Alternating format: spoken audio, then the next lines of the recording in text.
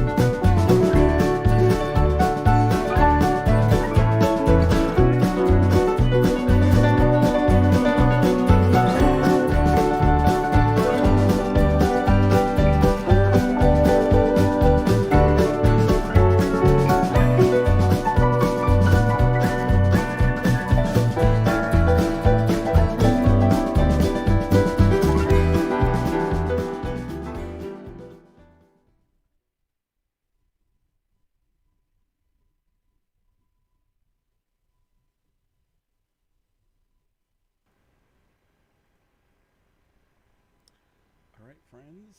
Hey there.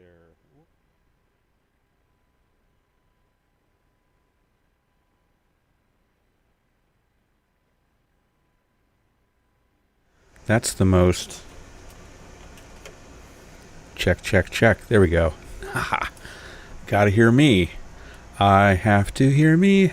How y'all doing, friends? It is Friday, July 10th. It's actually past midnight now, so it's Saturday, July 11th. I'm going to check to see if there's anybody out there listening. I'm going to do a show regardless of whether anybody's listening or not. And I'm going to try to break this apart into little... Oh, hi there, Vera. Are you still there, Vera? So it's there's so much material to talk about. I'm not really sure which. Let me just take some notes here, and we'll try to figure out. Let me just organize my thoughts here, and we'll figure out together, shall we? What I'm going to work on today. So let me bring up my generic text box, and we'll say what? We'll say turn it on, and we'll say Black Lives Matter. That's an important one, and then that's going to actually tie into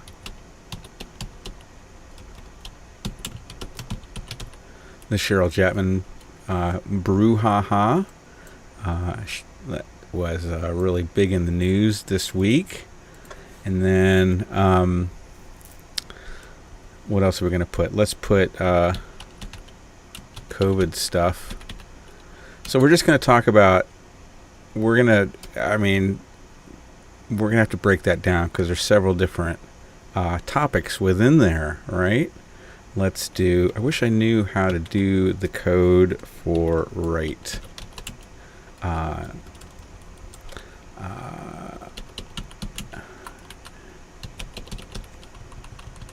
Just stand by 1 second. I always have trouble.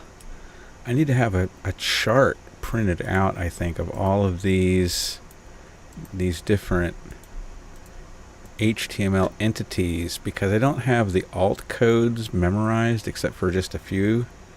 Like I know the alt code. I know this is really weird, but I know the alt code for the paragraph, or is it the paragraph? It's the section symbol that you see in legal stuff all the time. So under COVID stuff, what are we going to have? We're going to have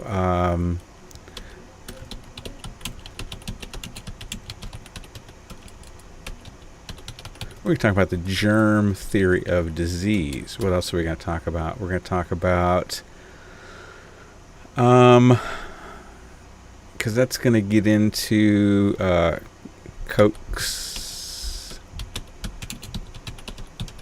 postulates.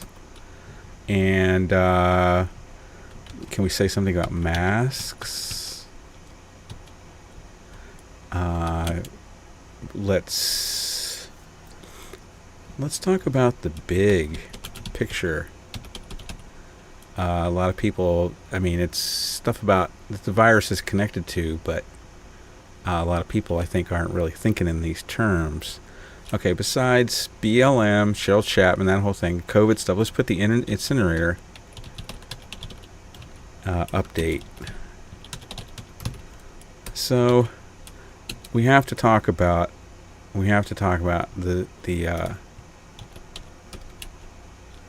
how can I say this? The state of the zoning. This is a little troubling. It's a little bit problematic.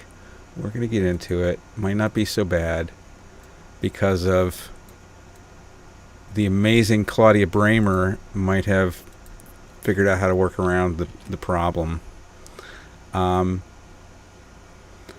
So we're going to talk about the state of the zoning. We need to talk about the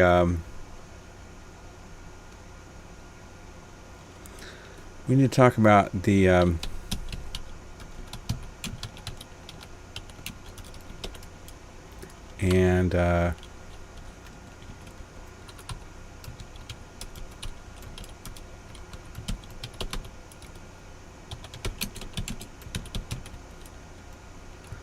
type 1 seeker.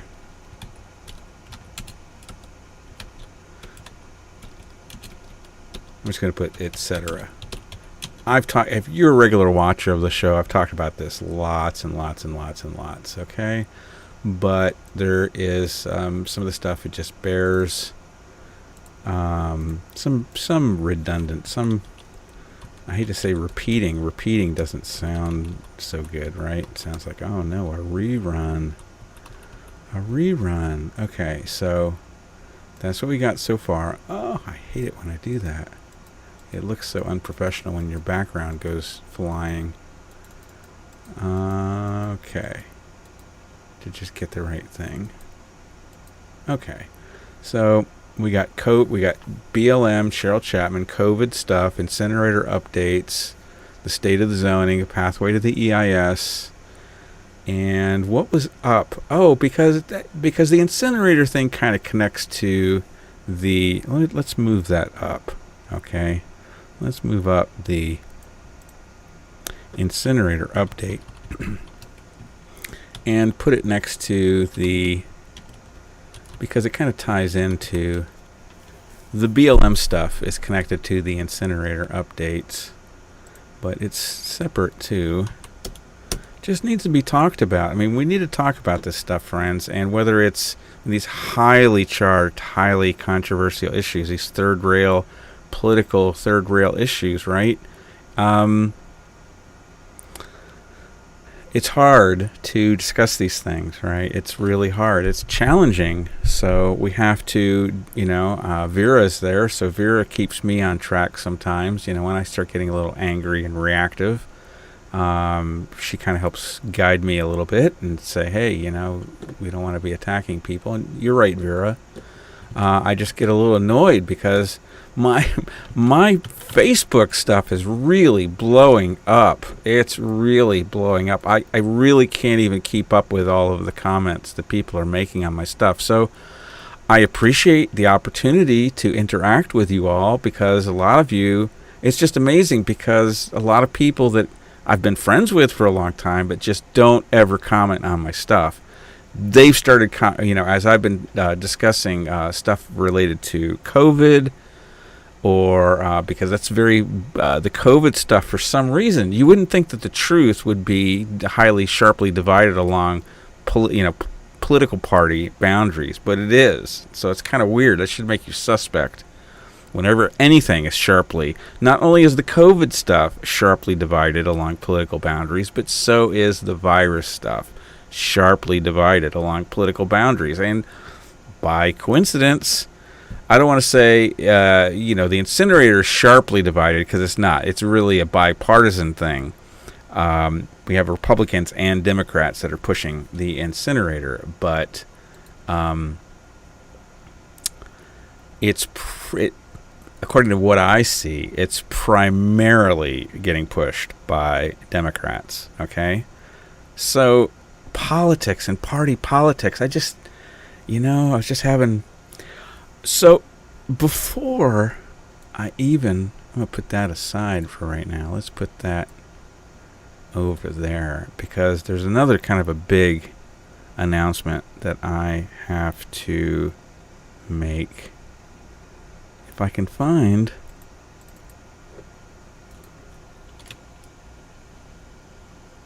Yeah.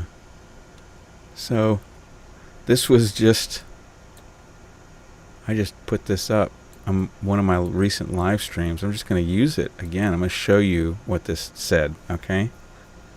So it was an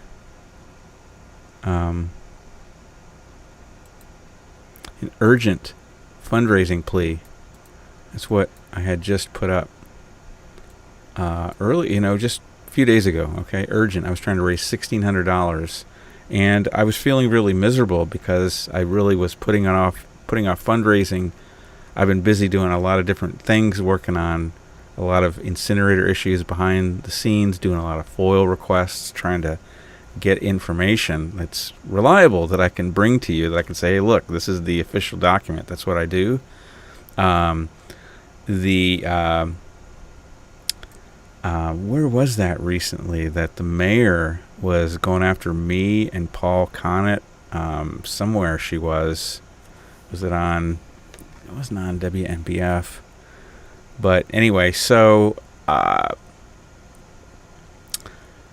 met my goal. I met my financial goal, and it surprised even me how quickly. I mean, so I just, a lot of times when I'm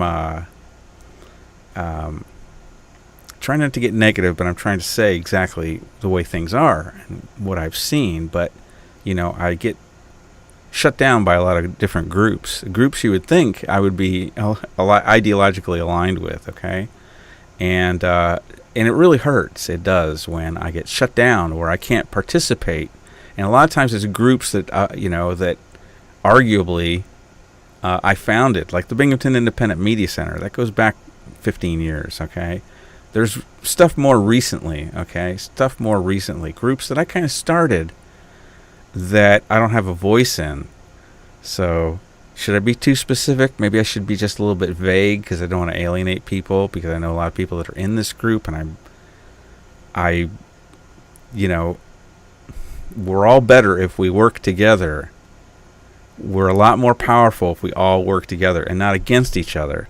So what I feel sometimes like I don't get enough recognition. And the only reason why I look for recognition is because I have certain attachments to having shelter and having food and having internet services and having electricity for my computer here, because I can't do any of my work if I'm homeless. If I'm walking the streets, or even got a home, but I'm in a YMCA or something like that. So I live on very, very little money.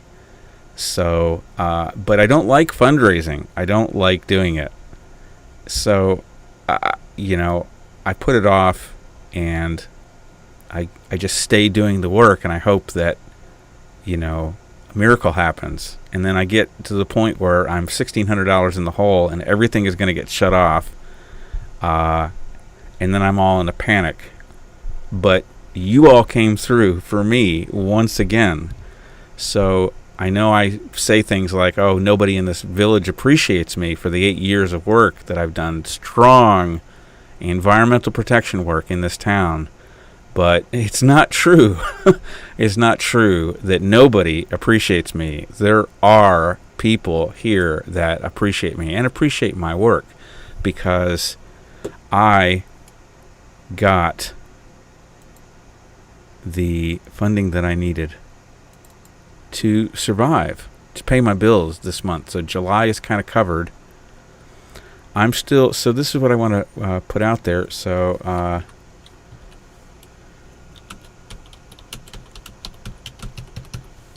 met my goal. God bless you all, every one of you who has helped me, or just even shared my videos, interacted with my videos.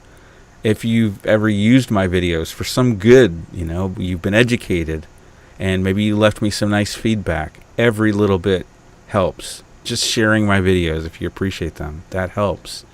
So I'm going to get to the point. I definitely got some $100 and above donations. So I'm working on producing a package that I'm going to send out to all my donors that has donated over $100 and over. I'm going to have to see if I got $50 donations, because I think that I might have. I'm going to have to check, because I'm not sure if I got some $50 donations, but I did get some hundreds. So anyway, I know what I'm sending out to the $100 donation people, and that has to do with some very special content showing you the kind of work that I've been doing recently, and I haven't been able to talk about it because I've been involved in a legal matter. And my attorneys, I had 2 wonderful pro bono attorneys, and they told me to not make any public statements. So, but the point is, this is critical work that I was doing, and I couldn't fundraise around it. And I was almost homeless last year around, October, November. I was, October, I would say. I made a transition and I landed, and it's fine. It's acceptable. Where I have a very, very, very small apartment, smallest I've ever had.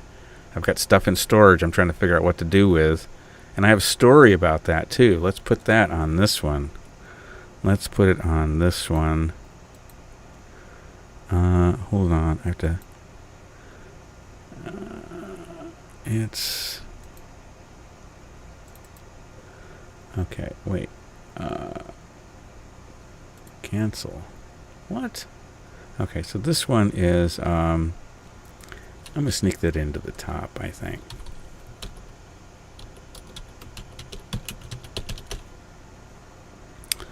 Okay, because that does connect to COVID stuff. That's what I'll do. I'll put it down by the COVID stuff because it does connect. Stand by. Put this one just down by this one. Okay. All right. So God bless you all, friends, for supporting the Bill Houston podcast and supporting my work, my original research, my public safety advocacy, my public service work, protecting clean air and clean water. God bless you. Thank you all for supporting me and helping me and saying a kind word.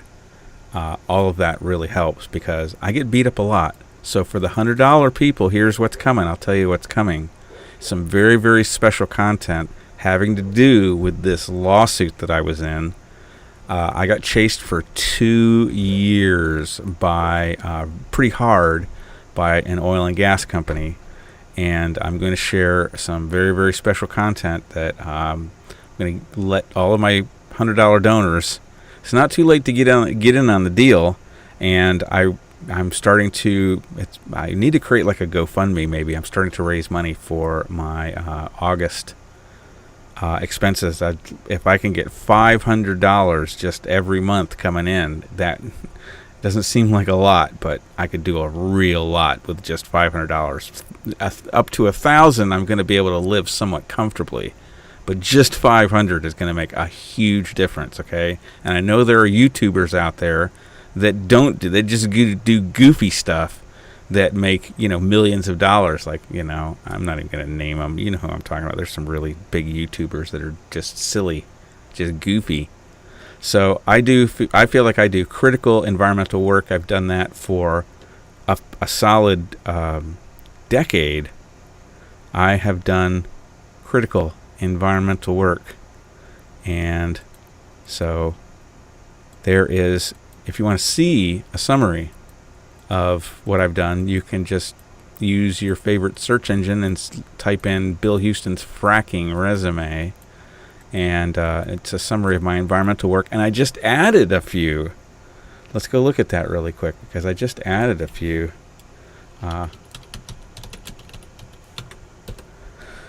My fracking resume.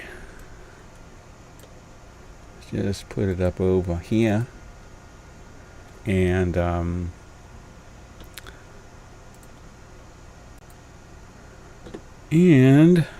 where is it? It's that one.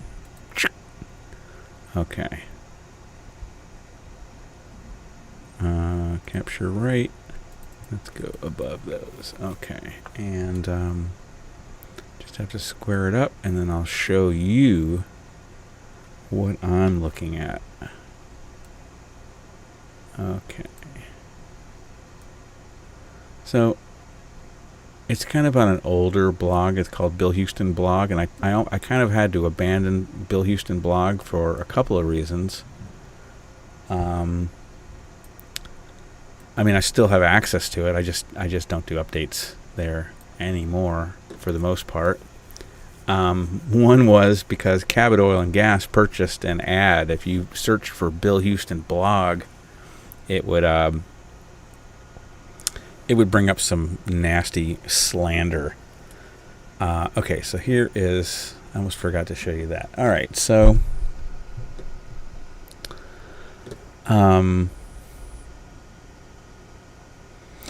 if you heard the live stream I did to Facebook the other night, then you did hear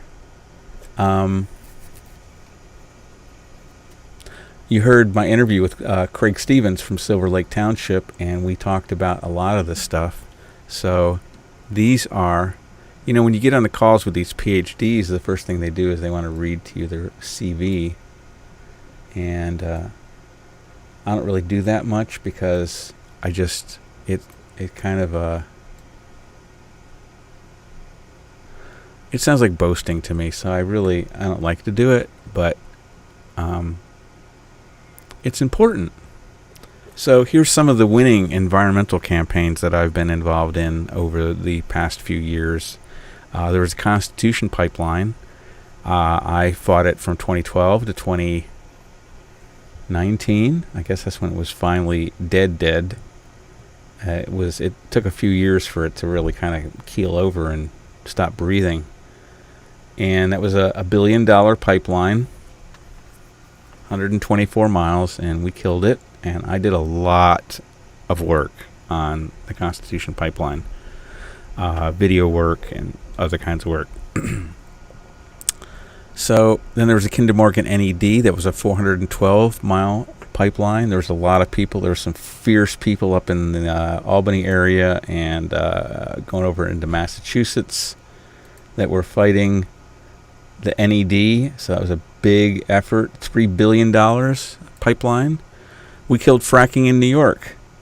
We killed the I-81 pipeline. It was a FERC pipeline. We killed it before it even went into pre-file. That was pretty good.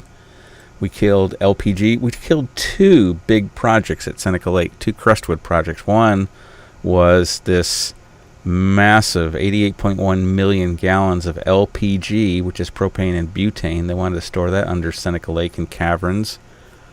And they wanted to massively expand there's existing methane storage right now at Seneca Lake, and they wanted to massively expand that. Both of those were killed. I did a lot of work on that project, on those two, 2011 to 2018. Fenton bomb trucks. I had a huge part to play in this one because I figured out what was going on and I alerted the community. I called a bunch of people to come to the meeting, and then there was this big community group, and then there was a couple of lawyers, including Claudia Bramer, who's working on the incinerator for Endicott, helping a community group, and lawsuit, temporary restraining order, TRO, went up to the judge. The judge says, this is bogus, kicked it back to the planning board, and at that point the applicant withdrew. So that was another victory. And then there's recently, this just came out this week, Atlantic Coast Pipeline, 600 miles, $8 billion, 2014 to 2020. I went down to Virginia in 2015, really early on.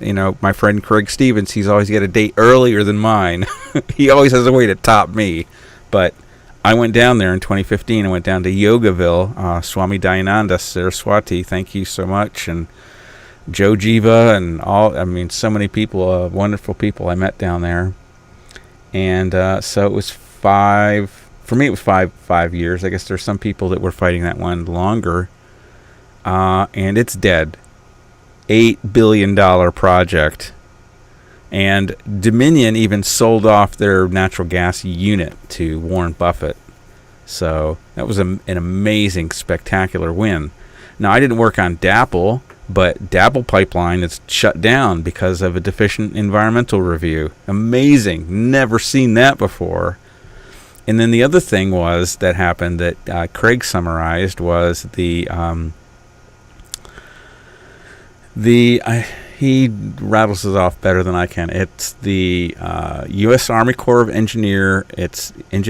It's the National NWP, National Wetlands Permit.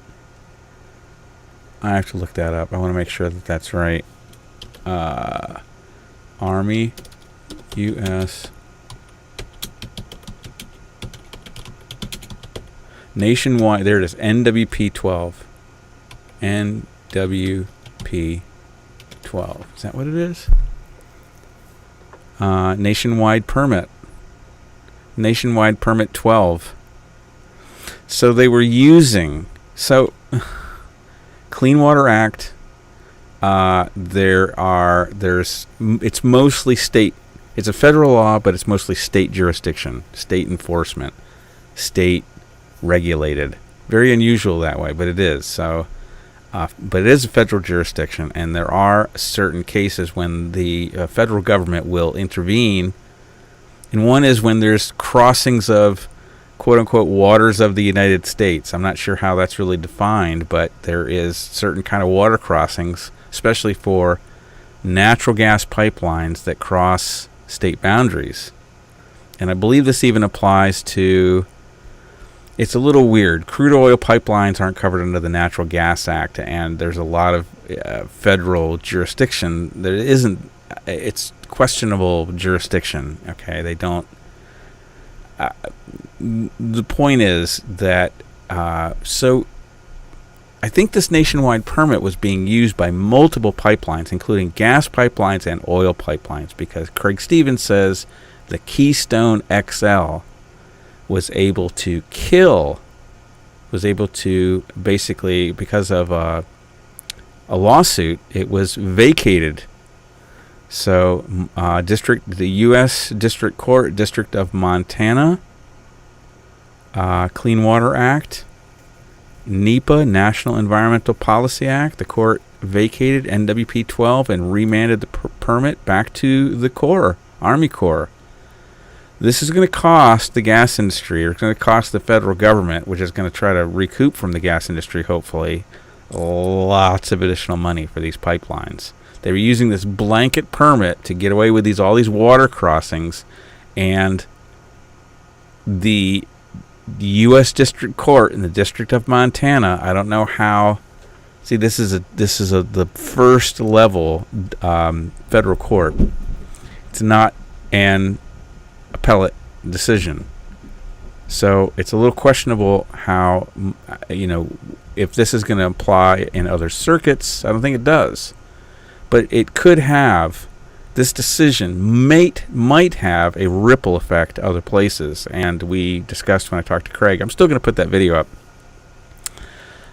whether this NWP 12 permit thing had anything to do with Atlantic Coast Pipeline getting killed. And I think that it might have. So that's what I just wanted to say. I wanted to basically...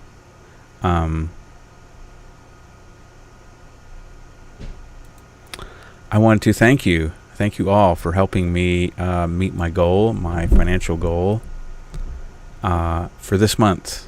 And you all bailed me out, and I'm very, very, very grateful. So I'm going to be working on the special rewards coming up very shortly.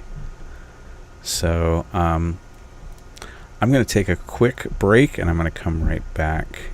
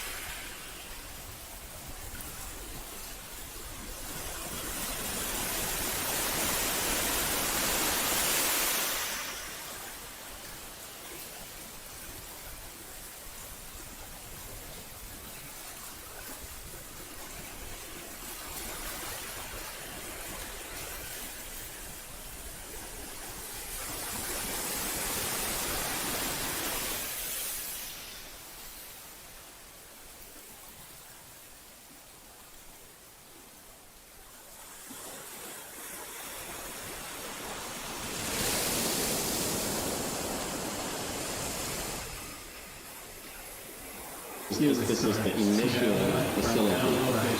There's room for expansion. We've had a couple major floods up here. Oh, no, they didn't say anything else. Please talk. Well, we have this thing. That's my phone number. Thank you. Mark doesn't use the internet. Treatment tower didn't get flooded. That's higher than the rest of the. Yeah, this is the building or the area?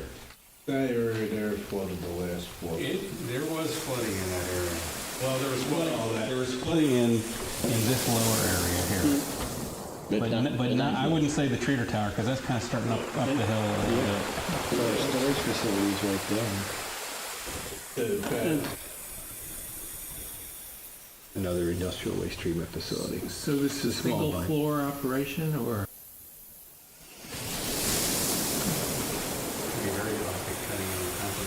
Yeah, it's controlled, so We just ship the waste to one floor. it's treating the product. The only other waste treatment facility. So this is Small single mine. floor operation or multiple floors?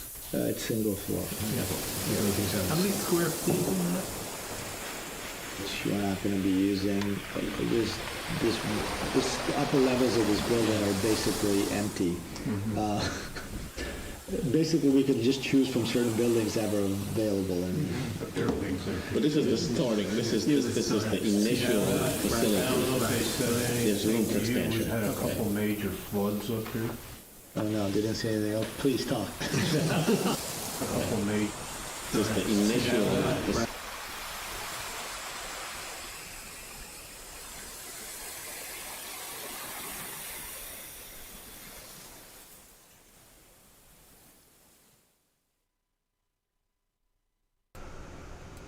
Okay, we're back. Thanks for staying with me. This is kind of an interesting.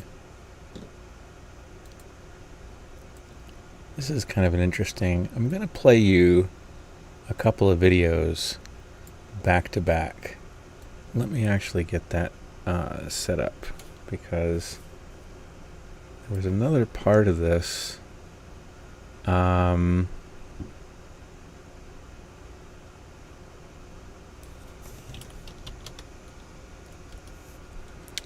There was another part of this that I wanted to have ready. Let's just play this one.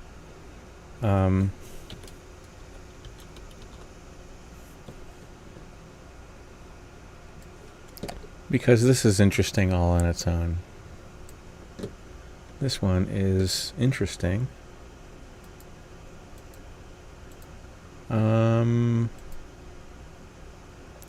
So I have to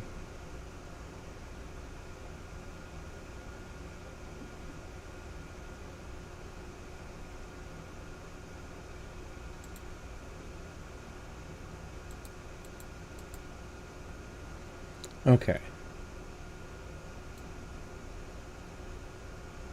And then I guess we can put that one. Give me one sec. That's going to go down until it disappears. Okay. So this is what I'm looking at. So this is a very interesting little exchange. Let me just make one little change here. Sorry about that. Okay, so this is a pretty interesting little exchange right here. So here's a story that I'm working on. Okay, I just want to put this out there, even though it's a little bit, it's not 100% vetted or worked out.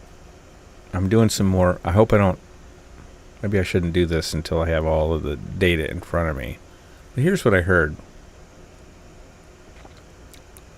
There was. Let me just play this clip first, and then we'll talk about it. This is the Sunjeel guys. They came and met with us, Western Broome Environmental Stakeholders Coalition. It was September was the date. The date of this was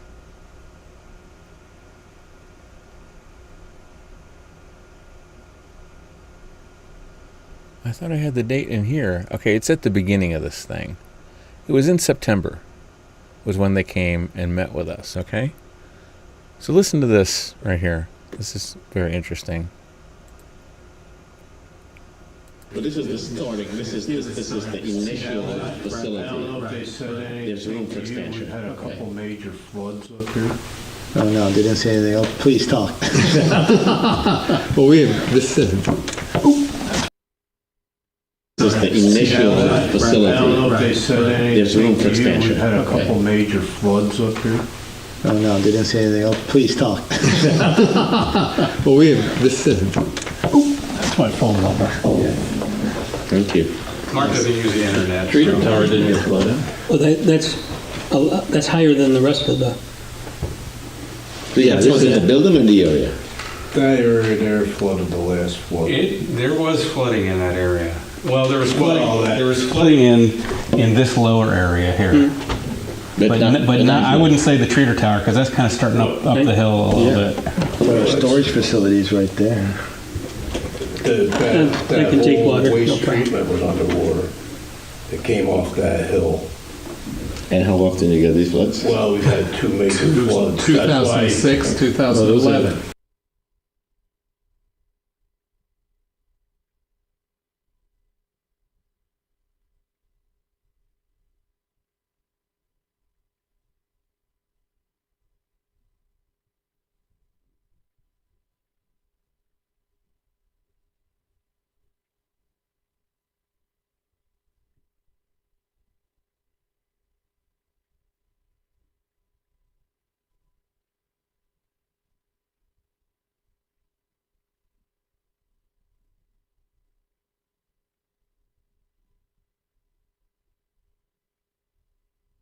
But not. I wouldn't say the treater tower because that's kind of starting up the hill a little bit.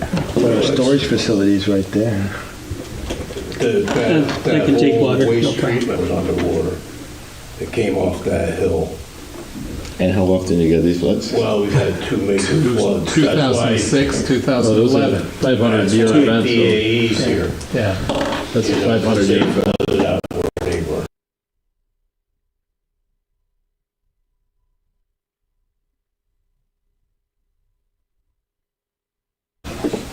So we gotta add boats to our. Well, I'd be on the second floor. Actually, it was a good thing because like a trichloroethylene that IBM had spilled, it helped to flush out the ground. Anyhow.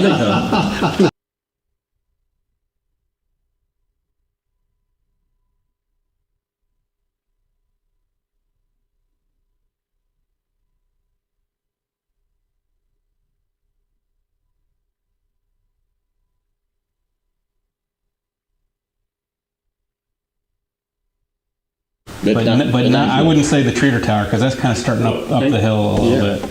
But our storage facility's right there. That can take whole water, no waste problem. treatment was underwater. It came off that hill. And how often do you get these floods? Well, we've had two major floods. 2006, 2011. 500 That's year why two event. DAEs here. Yeah. That's a You know, 500 they year event. flooded out where they were. So we gotta add boats to our. Well, I'd be on the second floor. Actually, it was a good thing because like a trichloroethylene that IBM had spilled, it helped to flush out the ground. Anyhow.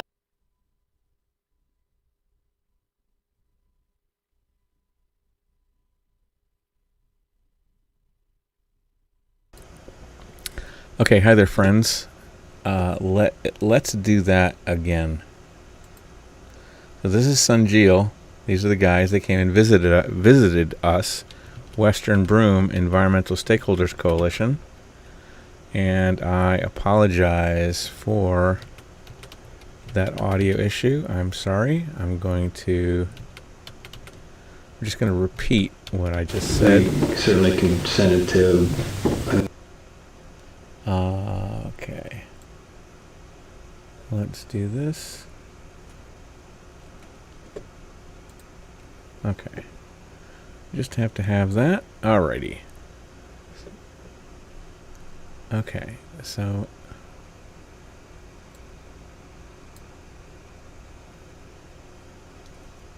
Okay. Here we go. Here we go. Now, I hope there's not too much of an echo. Let's turn my headphones. Maybe I'll turn my headphones down. Here we go. Another industrial waste treatment facility. So this is single floor operation or multiple floors? It's single floor. Single floor. Yeah, everything's on. How many square feet in that? That building, I think, is 30,000, but our process is not using all of that.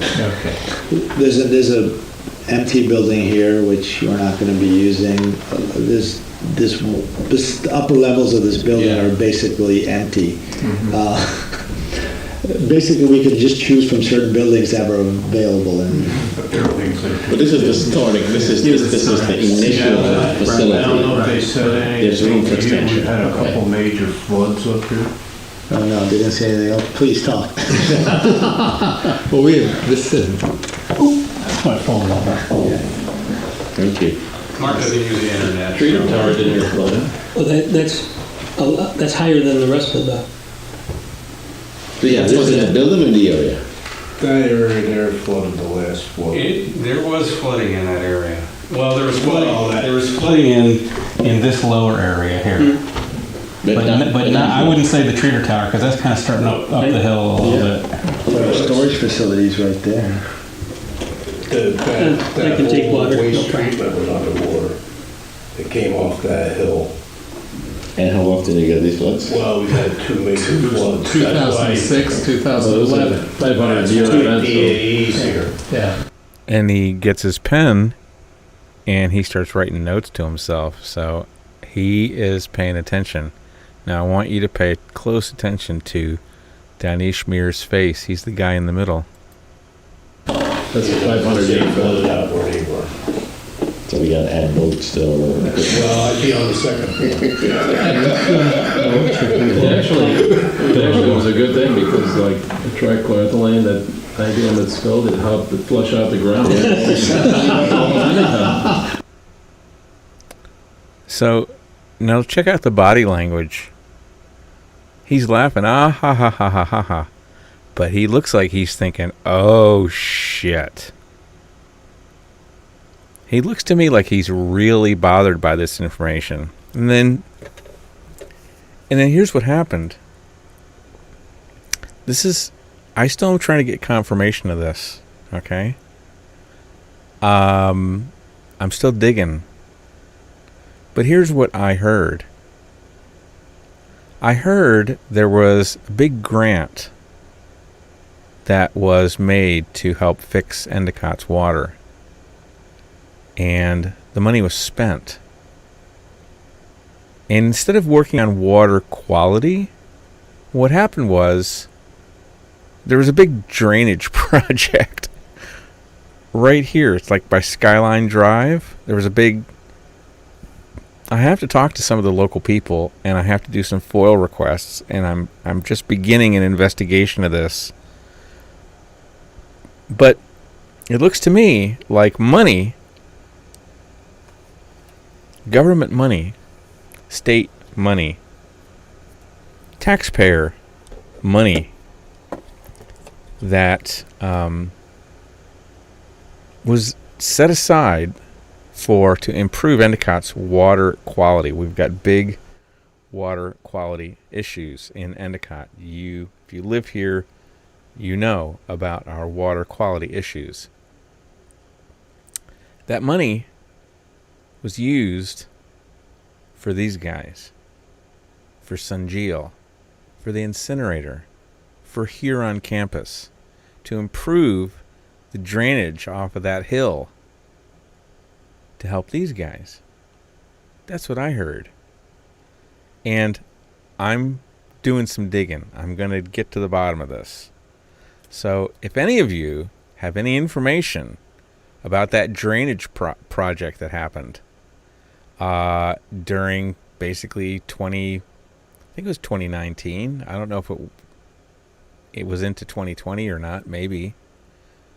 Big drainage project. If you have any information about that, please contact me and My email address is williamahouston@gmail.com. That's my email address up there. Up that way. Up there is where my email address is. So I have to get used to how the image flip works. Okay. So that's a little teaser. Now I've got some other stuff for you here, and I just have to put together, I have to find this one clip. So if you can stand by 1 second, I'm going to find this other clip, and I thought this was one of them. But, so I have to find,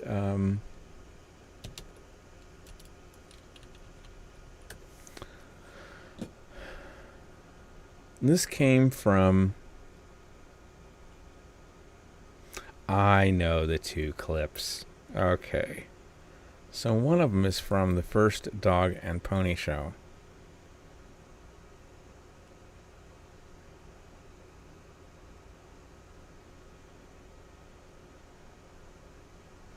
I'm working to protect you, your clean air, your... What is going on there?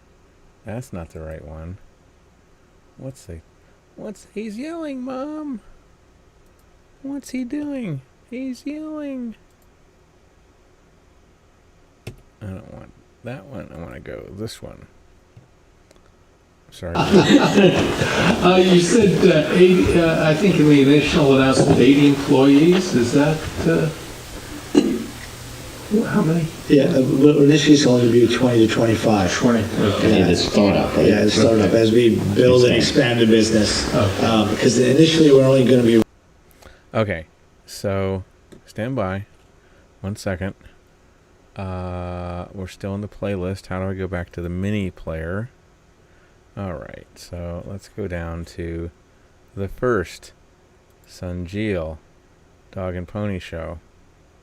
Pop out. Oop.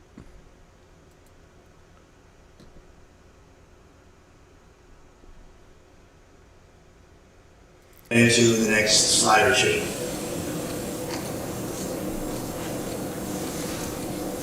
So I think this is the meat of... Is there any intermediate process between? This was November 6th, 2019. November 6th, 2019. This was the first, it's hard to say. They gave Western Broom a little private Dog and Pony Show, and then this is to a little bit larger audience. There was maybe 30 people that showed up to this. And then there was the big one that they did on Zoom, and they did one for elected officials, and then they did one for the public.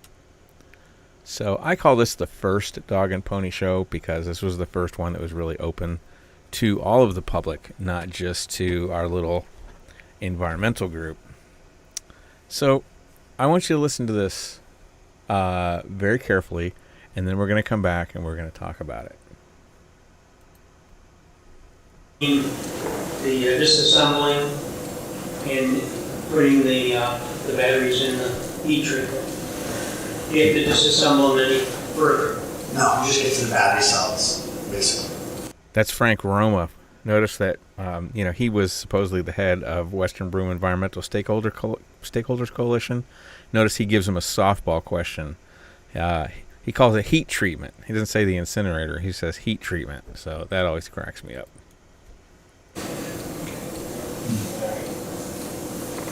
Where's the shredder process? Is that the shredder? No, that's going to come after the heat process. You shred them post incineration? Yes. What did he say?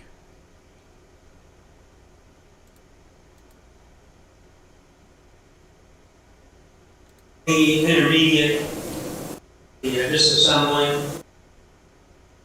I have an idea of what the electrolytes are. The disassembling and... So I'm having the weirdest problem with the transcript on this. The transcript on this used to have some keywords that I could go searching for, and then they somehow disappeared. I don't know. Can I delete one? I don't see dots. I don't know. Maybe there's a way I can accidentally delete a line from the transcript. but the transcript was altered somehow. I don't think I did it. So I've been going through it, and I've been trying to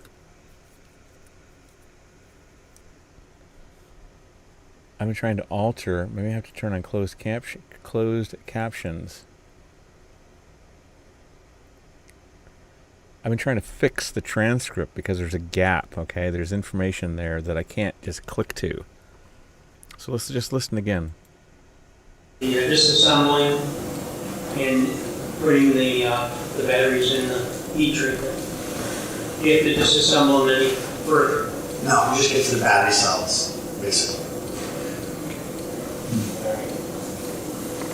Where's the shredder process? Is that the shredder? No, that's going to come after the heat process. You shred them post-incineration? Yes. Did you hear what he said? The question was, do you shred them post-incineration? Okay, did you hear that? So now let me play one other clip for you.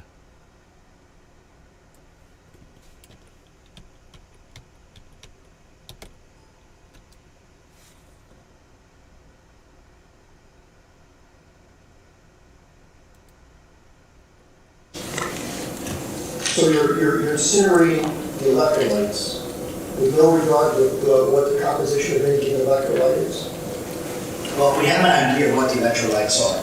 He didn't deny it. He said, so you're incinerating the electrolytes, and he didn't say, no, we're not, right? The electrolytes are also a very small component in the battery. So what the heating process does is it neutralizes that, and you have a homogeneous product that can be recycled. What process, the entire process, is claim does that? Sorry? But you're incinerating the electrolytes, correct? You burn off some of the electrolyte. There it is. The question was, you incinerate the electrolytes, and his answer was, you burn off some of the electrolytes. He's admitting they burn stuff, okay? Yes. So electrolytes like Imperium, New York was going to go to the battery factory here, and they were going to use NMP. NMP was banned by the EPA under the Obama administration for how toxic it is to human life.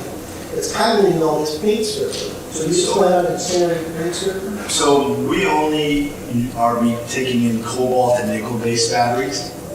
I don't know what I3 used for their electrolyte. These are things I'm intimately familiar with. I'll give you one the other example I'm familiar with. Sodium dioxide. The Labo battery factory in North Carolina that was moved here was using sodium dioxide. One of the problems was that thing is caustic as hell. That particular electrolyte is exceptionally caustic. And when it combines with other things in the environment, it produces other toxic compounds. So, how are you tracking what electrolytes you plan on incinerating? So the one thing I can tell you, the reason why we did a JV with Sungail is that.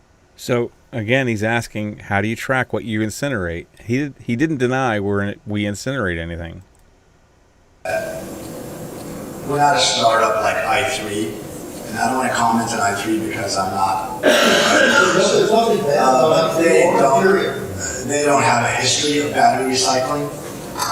Well, they're experts. In fact, right here in Vestal is a Nobel Prize winning chemist who discovered lithium ion technology. And he is the mentor of the people from i3. Yeah, I think Stan did his work in the late 70s that got him the Nobel Prize. I'm not sure what work he did, and I can't really comment on that. Well, my point is working with them. I've worked with them. I understand battery chemistry and electrolytes. And you're telling me you're not tracking what electrolytes you need to identify exactly what you're burning, because you can't claim your process is safe because you don't know what you're burning. Well, we have, based on the kind of batteries we have taken at Sungail, we have a profile of what batteries to take. For example, most of our batteries. That's good. So you're conscious of this, but you're saying kind of. But you can't just get a load of batteries and assume it's a particular type of battery. You've got to identify every battery and understand who made it and what type of battery was made by that who, and decide whether it's appropriate for your process.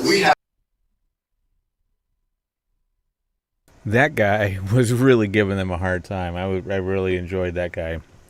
All right, so let's do 29. Where are we at? 27. This is great. This is Glendon Archer. Listen to this. This is one of my favorites. Listen very carefully, okay? Capitals are. On that basis, actors will be sorted in the process. I think your question should be, when electrolytes are incinerated, what products are formed from the incineration? And how will those products be handled? I think you are jumping ahead. Okay. Hear that? Glendon Archer. He's saying they're an incinerator. They're going to incinerate the electrolytes. Listen. Or what the electrodes, what the cathodes are. On that basis, actors will be sorted in the process. I think your question should be, when electrolytes are incinerated, what products are formed from the incineration? When the electrolytes are incinerated, what products will be formed? This is Glendon Archer. This is the president of Metallica Commodities Corporation based in White Plains, New York. This is one of the two corporations. This is the American corporation in the joint venture with the Korean corporation. He's admitting they're going to incinerate the electrolytes. And how will those products be handled? I think you are jumping ahead. I think he needs to say, what's the gas handling treatment? And then hopefully that satisfies your concern that the gas handling system that's being put in place, hold a second, will take care of whatever emissions you're concerned about. Because I will tell you that this system, the emissions are all captured in the gas handling system by scrubbing, by baghouses, and the gas that leaves, the final gas that leaves the process is innocuous. It's innocuous.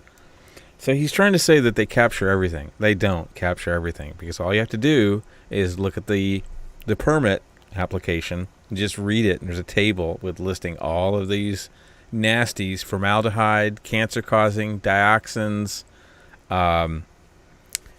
hexavalent chromium, and I know there's one more that I've heard Paul say there's 4 cancer-causing agents, compounds in the output. So it's not like zero waste. They're burning it, and stuff is going to get in the air. They do the best they can with their baghouse and their wet scrubber, but that is, it's not a perfect process. So let me go back to that last one.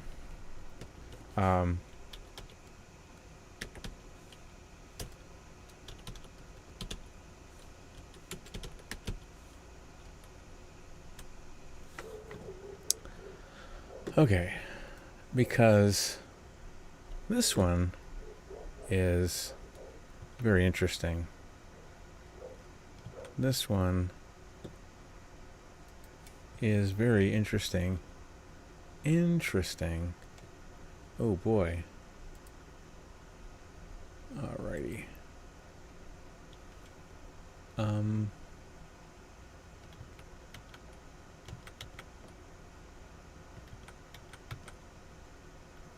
There it is. Let's take this one and let's just pop it over there. But I want to come back to this. Alright, so got some noisy neighbors, a noisy dog. Okay.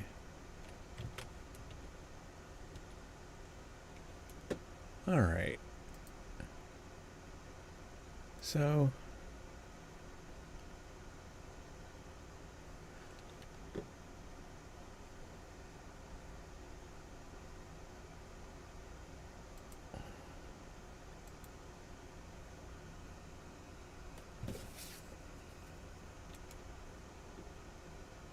joint venture with a Korean company that is the industry leader in this, a company called Sungil.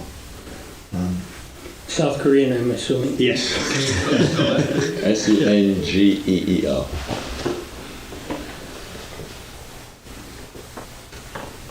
So we partnered up with them. They have a proven technology. If you Google lithium-ion battery recycling in the United States, you get maybe 100 people popping up on your things. Most of those are experimental or pilot plants or people just trying to come up with some sort of solution. The way we're different is this is a tried and true process that has been working in Korea.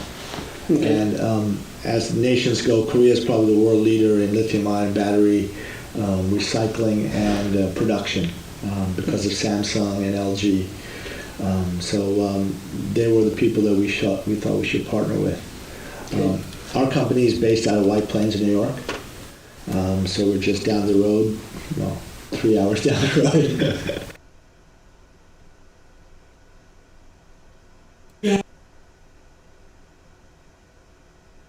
Facility that was built by IBM.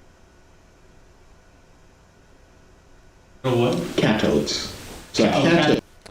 So here's what I want to talk about. Okay. So these guys are talking about solvent extraction. These guys are talking about solvent extraction as the next thing. They're going to be hiring 20 people just to start with, and then they're going to expand. Well, what? They're going to build more burning units, or are they going to? How else are they going to expand? They're going to have hundreds of people working there, but they've only. It seems like this incinerator is going to be working 12 hours a day. Are they going to go to 24 hours a day? How are they going to expand the process? So, one of the things that people are thinking is that they're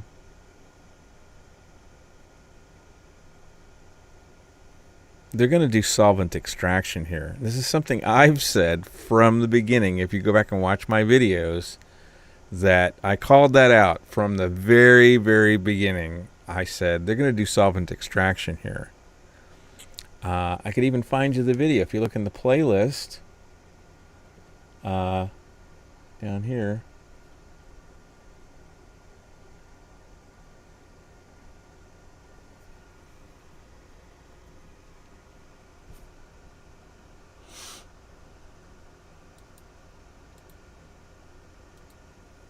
this is future plans in my very first series.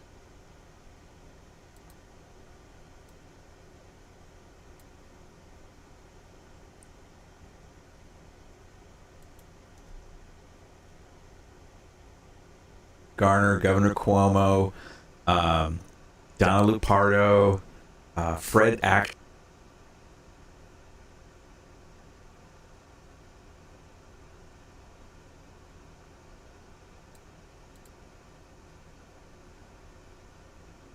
And I think I was wrong. I didn't think those things had been used for many years, but I just heard from, I used to work over there, and I wonder if they cleared it with NICE. Facility right next to the NICE substation.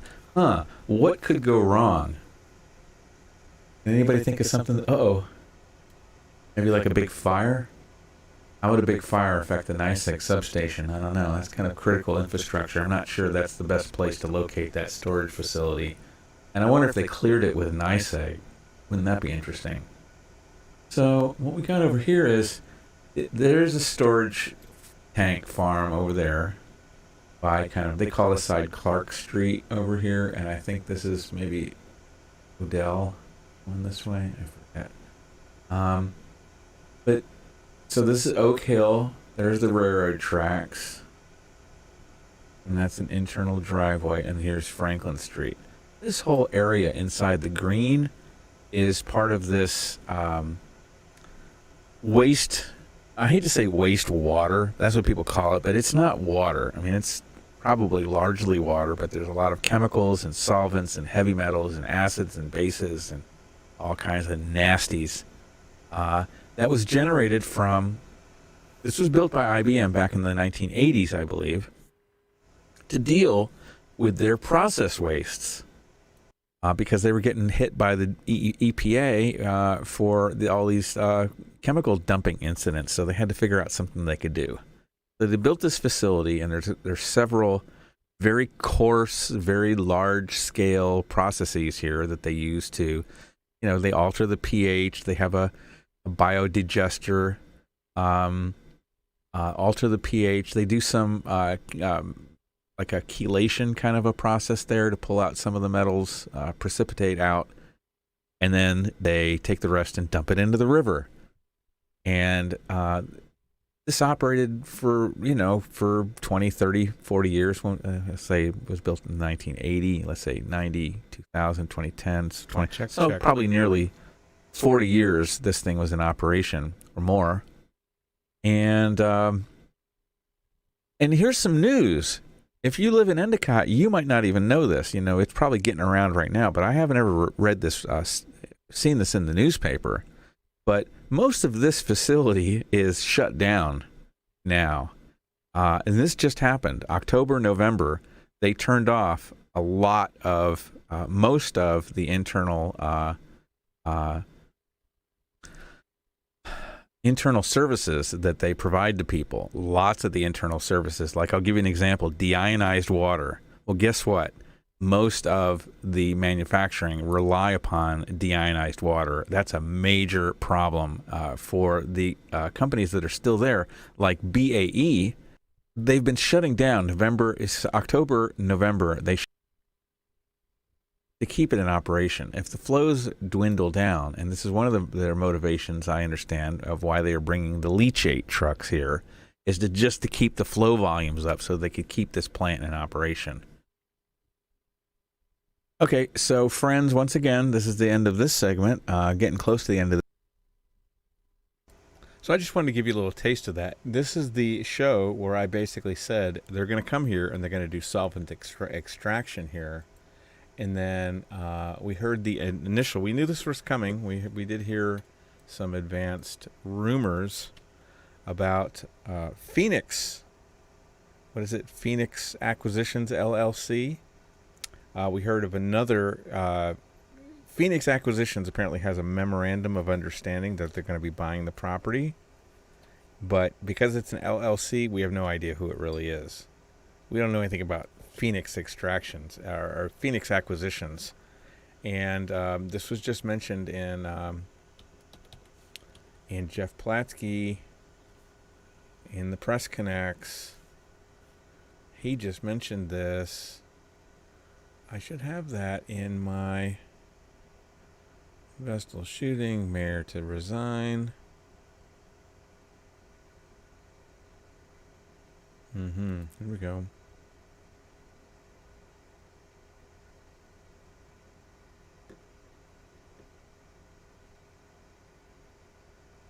I hate that. I already read the article. It should count as a free. I ought to be able to view it again. Come on, that's such a pain.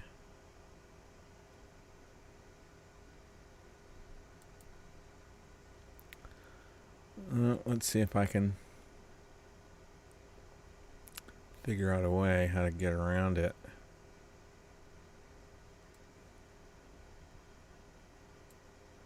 So this is what we got. For sale, 2.9 million square foot here on campus. And there's something very interesting in here.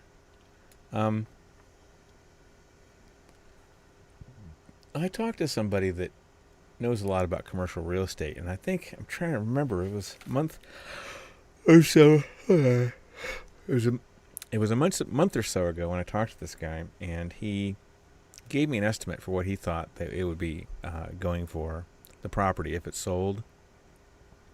What I seem to remember is that oh,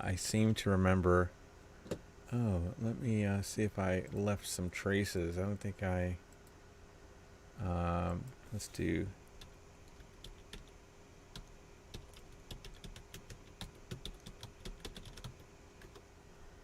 And then here on campus. Oh, look at that. Phoenix Acquisitions Group, LLC. Found one on Facebook.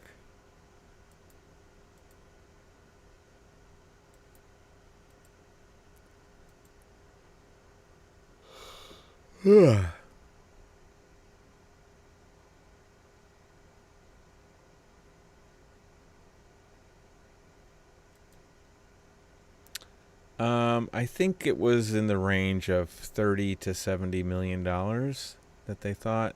That there was a range that I was given, and I'm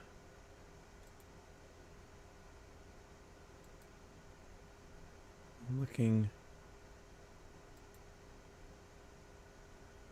Yeah, I put some details here.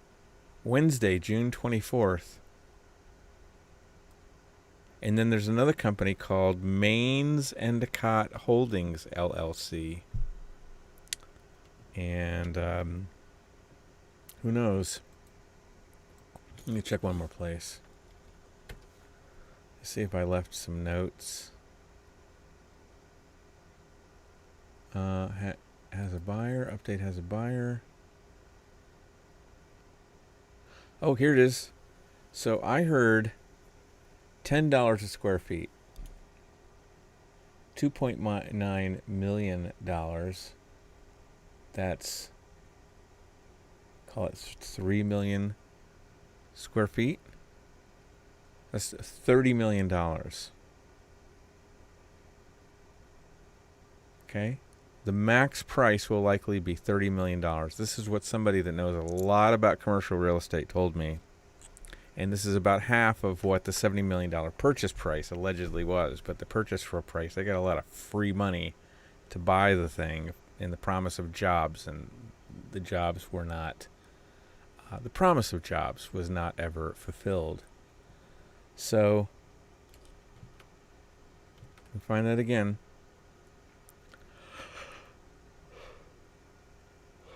$30 million is what I was told this thing is going to sell for. Now, here's what's interesting. That's what they say basically the property's worth. Jeff Platsky says that it's a unnamed buyer.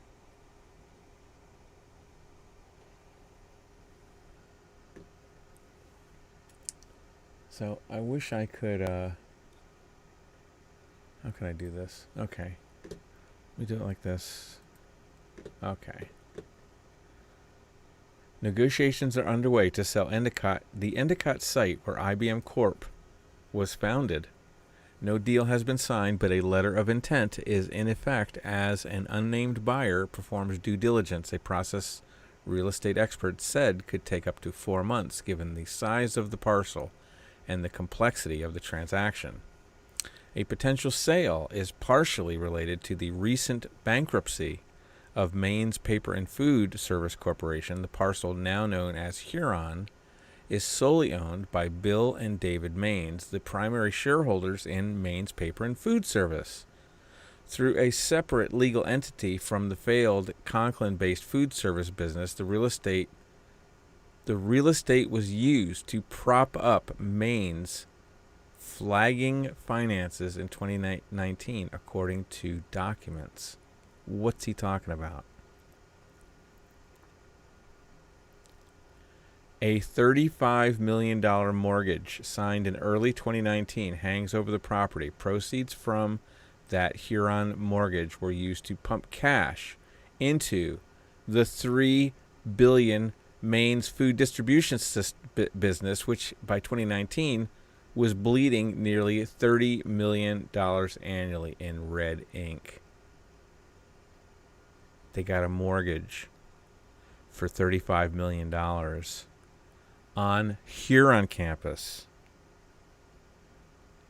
Some bank gave Huron campus $35 million so that they took the money from that business and they propped up the Maines. That, who would have thought? Why was their business in trouble in 2019? The Maine's food distribution, they were rocking and rolling. What was the problem in early 2019 where they were bleeding $35 million a year? Where was the money going? Were they really mismanaging it? I thought these guys were successful businessmen. What changed in the whole restaurant, the fast food distribution industry that was costing the Maines $30 million every year? But regardless, they took $35 million from here on campus, and they stuffed it into, they raided here on campus. They took a loan on it for $35 million and dumped it into the food service business. This property is only going to sell for 30. They bankrupted it. These guys, the Maines family, bankrupted their own business. So now it's going to sell basically at a tax sale. Okay?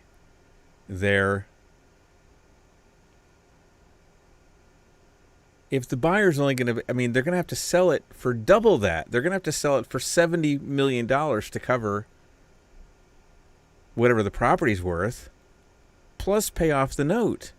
Are the Maines going to walk away with zero? Maybe the new buyer just basically pays off the note and they walk away with the property. It's crazy. It's a crazy deal.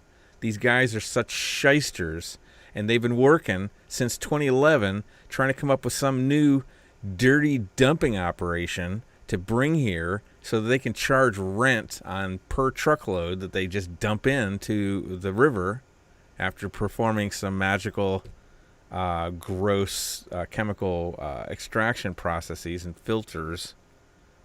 They dump it into the river. So this is staggering news. The sale was disclosed Wednesday afternoon. Initial Maine's creditor meeting. The start of a long process. I wish Jeff Platsky would have put some of these documents online so that the rest of the people could read them. But annual tax revenues from here on amount to more than $1.6 million, $427,000 to municipalities, and $1.2 million to the Union Endicott School District. So that's very interesting, right? That we're trying to get the school district, and the school district wrote this amazing letter, but we're trying to get the school district to basically get involved and help us fight the incinerator, because they have a budget for attorneys and things like that. But if the school district is getting $1.2 million from here on campus, which is a staggering amount of money, and $427 million to municipalities, I'd like to fact check that. I'm going to trust Jeff Platsky got the details right there, but they're not paying their fair taxes. They got negotiated tax breaks, like 10 years ago, like this massive renegotiation back when i3 Electronics, or EIT went bankrupt. They renegotiated their taxes and got like a really favorable deal. Meanwhile, everybody in the village, all the other property owners, got to make up that tax burden. So we all got screwed while the Maines family is buying property in the Grand Caymans, which is true. Billy Maines is an expat. He's an expatriate. He's moved to the Cayman Islands. That's where he lives. So, and I think the other partner, the other brother, has also moved to the Caymans. So that is the story. Endicott Mayor, now only a skeleton, support local journalism. I'd like to support local journalism. Is that what Jeff Platsky is? Is he a journalist? Or, I guess there's just some background information here. So, that's interesting. So, are these guys planning on doing Sunjeel So first of all, who's the mystery buyer? A lot of people are speculating that it is Sunjeel. It is the Koreans. Okay? I want to see this memorandum of understanding. You know, if anybody can get access to that, I'd love to see it.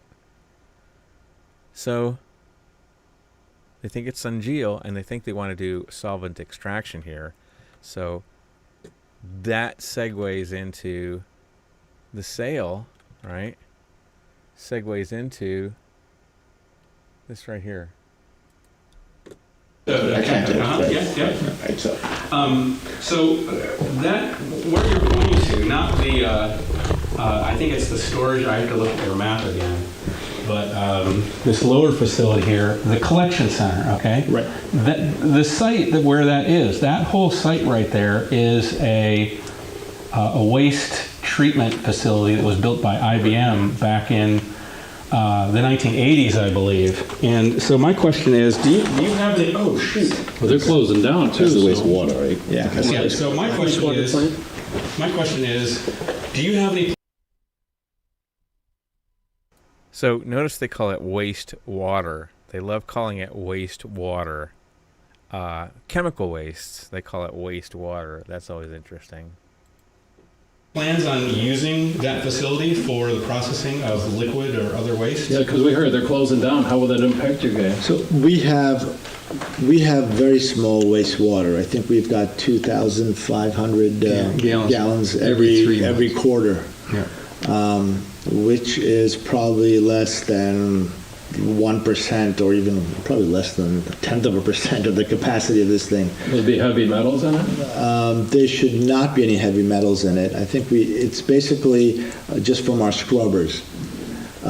We can just look at sending that. We were going to use I3 to use it, but from what we hear also they'll be shutting down. Mm-hmm. But we could just truck that to a facility, a municipal facility or another facility that can handle it. Yeah, because our local waste facility, the sewer plant doesn't separate out heavy metals, I'm sure you know. Yeah. Right. So do you have any, the only plan is to truck it off site. You're not going to have any, there's no plans to use to dump into either the storm sewers or into the municipal sewage treatment plant? No process waste. No process. Just, bathrooms and stuff. But yeah. So to take a step back, you get the batteries in and say it has a metal covering on it. Well, let me run through the whole process for you. Thank you. Okay. So, truck comes in, battery gets unloaded. It's physically checked to make sure everything's intact. The packing is proper. If the packing's not proper, put it back, send it back out.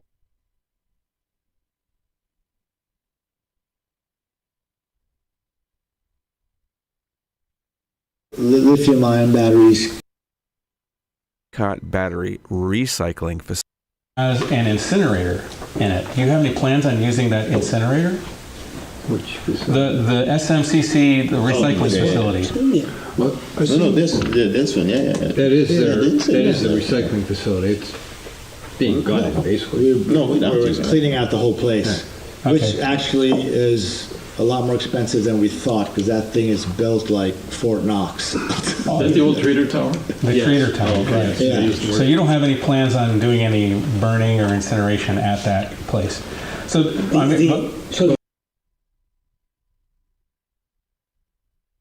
Did you see Glendon Archer?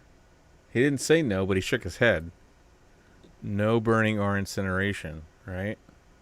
Environmental, constraints of what we can do and how we can do responsibly. We cannot do those in the future when it gets more efficient and technology improves. Exactly, yeah. So, But there will never be a lead acid battery. There's enough lead acid battery recycling capacity in the United States. And we're not trying to get into that space. Is the old treater tower? The treater tower, right. Yeah. So you don't have any plans on doing any burning or incineration at that place? Bullshit. Bullshit. I wish I could take you. Is the old treater tower? The treater tower, right. Yeah. So you don't have any plans on doing any burning or incineration at that place? No. He whispered it. And he shook his head. No. What a liar.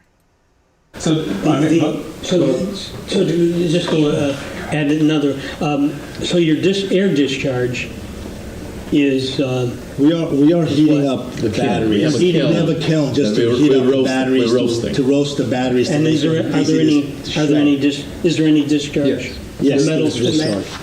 There's, the combustion gases from burning the natural gas and anything that combusts in the battery itself.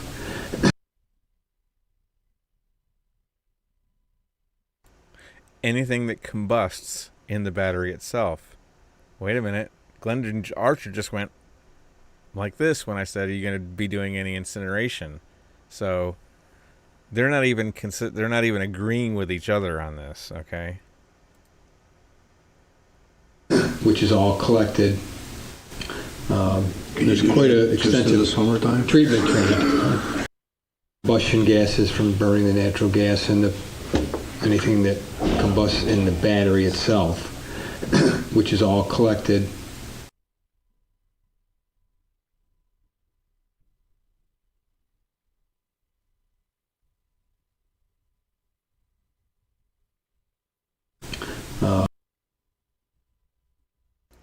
All collected. It's not all collected. He's gaslighting. He's bullshitting us. We know it's not all collected because they told us in the permit what the emissions are going to be. So this is just more gaslighting by Dale Vollmer. There's quite an extensive treatment plant. It goes through gas. It goes through gas. The reduced. Yes. So, it goes through a gas treatment process. Let's talk a little bit about the controls, right? You guys are going in the treater towers and what, building 38, right? I don't know is that building 38? Here. That's not 38. I don't know what that is. Yeah. That's inside the waste treatment facility, Mark. This right here. This is our. Well, he's asking what this one, Donish. I don't know. Right. I don't recognize that. No, that's just a shed they have there. I don't think anything substantial. They used to use that for chemical storage. That's where you're going to store the batteries. Right. And this is where they're going to be processed. Right, over here. Okay. But so to finish my question before you go on, I just wanted to, so what I'm hearing you say, I just want to hear you say very clearly that you have no plans on using that liquid chemical waste treatment facility that you happen to be locating inside of. That's not a liquid. But right here, this area here. The water treatment plant. We're not in here. We're not in here. Well, but you're inside the fence line. Yeah, you are inside what we could. That's the whole. We consider that all part of the waste. We're not. We're not using that. Right. Yeah. Metal building. Yeah, this metal building is just a shed that's just fenced off. You have no plans on using any. So I asked him over and over and over again because I felt like they weren't giving me a straight answer. I was asking them and they weren't. They were just like. Grr. So watch when at the end, at the very grand finale, the final flourish, they still don't answer. That waste treatment plant. No. Okay. Because we would even use less than 1/10 of 1%. So here he says no. But so to finish my question before you go on, I just wanted to, so what I'm hearing you say, I just want to hear you say very clearly that you have no plans on using that liquid chemical waste treatment facility that you happen to be locating inside of. That's not a liquid. But right here, this area here. The water treatment plant. Water treatment. We're not in here. We're not in here. Well, but you're inside the fence line. Yeah, you are inside what we could. That's the whole. We consider that all part of the waste. We're not. We're not using that. Right. Yeah. Metal building. Yeah, this metal building is just a shed that's just. You got to listen to Glendon Archer very carefully because he whispers something to Danish Mir right here. And I think he says, we're not using waste treatment. Liquid chemical waste treatment facility that you happen to be locating inside of. That's not a liquid. But right here, this area here. The water treatment plant. Water treatment. We're not in here. We're not in here. Well, but you're inside the fence line. See, what did he say right there? He said something to Danish Mir. It's hard to hear. And then he's going to repeat. And we can kind of hear what he says when he... I don't know if he repeats it or not, but listen carefully. Yeah, you are inside what we could. That's the whole. We are not using waste treatment. And I think he's playing with words here because it is waste. I've showed you again and again the use of the word waste, like universal waste destination facility, okay? They try to avoid the word waste because they know it's a hot button, but it's all over the permit application documents. Waste this, waste that, universal waste, hazardous waste. It is waste treatment. Oh, the C-VID is the hazardous waste incinerator unit. There is the there's another one that it's this TSDF, treatment, storage, and disposal facility, which mentions hazardous waste. So they don't like the word waste. He's playing games, I think. He's trying to say, because they're going to do solvent extraction there, which is it's a metals purification process. He's going to say that it's urban mining or something like that. It's not waste, because he's saying the final product, their input stream definitely is waste. Somebody else's waste, and they're able to take it and transform it into pure metals again after they do incineration and this crazy chemistry that I believe they want to do here. Listen to their answer. Consider that all part of the waste we're not treatment facility. we're not using that. Right. Yeah. Metal building. Yeah, this metal building is just a shed that's just fenced off. You have no plans on using it. Right here. Glendon Archer says, right now. We have no plans on using it right now. Listen. Liquid chemical waste treatment facility that you happen to be locating inside of. This is not a liquid. Right here, this area here. Water treatment plant. Water treatment. We're not in here. We're not in here. Well, but you're inside the fence line. Yeah, you are inside what we. I missed what he said. I can't. I'm going to listen to that again more, but if you can figure out what he says right there, email it to me. Listen carefully, because he said something else. That's the whole. We're not doing waste treatment. That's a psyop. We consider that all part of the waste we're treatment not facility. we're not using that. Right. Yeah. Is that Right now. Hear what he's just said? Right now. We're not using that right now. Metal building. Yeah, this metal building is just a shed that's just fenced off. You have no plans on using any of that waste treatment plant. No. Okay. He says no, but watch Glendon Archer. Because we would even use less than 1/10 of 1%. Well, I realize that, but you're talking about all these future plans about taking new kinds of batteries that are coming from Tesla and. I don't know. Because we are roasting and crushing. Right. We're roasting and crushing. This is not a process that generates water. Water. Well, like Mark said, that in the future, the solvent extraction. That's a different story. That's a different story. He doesn't say we have no plans of doing it here. He just says it's a different story. Gaslighting. And that is probably not even going to be. See, now they're talking over top of each other. Danish Mir's trying to answer. He's trying to answer too. They're like, blah, blah, blah, blah, blah, blah, blah, blah. Plant is designed wherever we design that plant to be. Yeah, that plant, basically our goal is to build, the first one is going to be Listen, he just goes off in a side Endicott, track. and then we will probably have about 5 of these spread out around the United States. Didn't answer the question. They're going to do solvent extraction here. That's my hunch. That's my theory. But the solvent one, you won't just... The solvent one, right? we will make a decision on Where it goes. where it goes. It probably would Listen to this. This is my favorite part. make more sense to be close to a huge source, like, I don't want to make names of other companies, but a big EV manufacturer, or... Did you hear that? A big EV. It would make sense to locate this near a big EV manufacturer. Like Imperium. So from the beginning, these guys were BSing us, dancing around, trying to deceive us about the true nature of this facility. I'm going to take a break, and I think I'm going to come back tomorrow morning and finish up other segments that I had. But this is Bill Houston Podcast. Thank you so much for supporting the show. Please like and subscribe this the video, and subscribe to my channel if you can. If you want to send me an email, williamahouston@gmail.com. There is my PayPal link, tinyurl.com/donate to Bill Houston.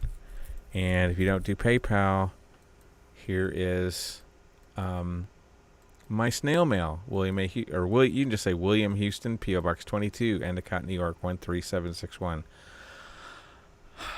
I'm going to see you later, friends. Bye-bye.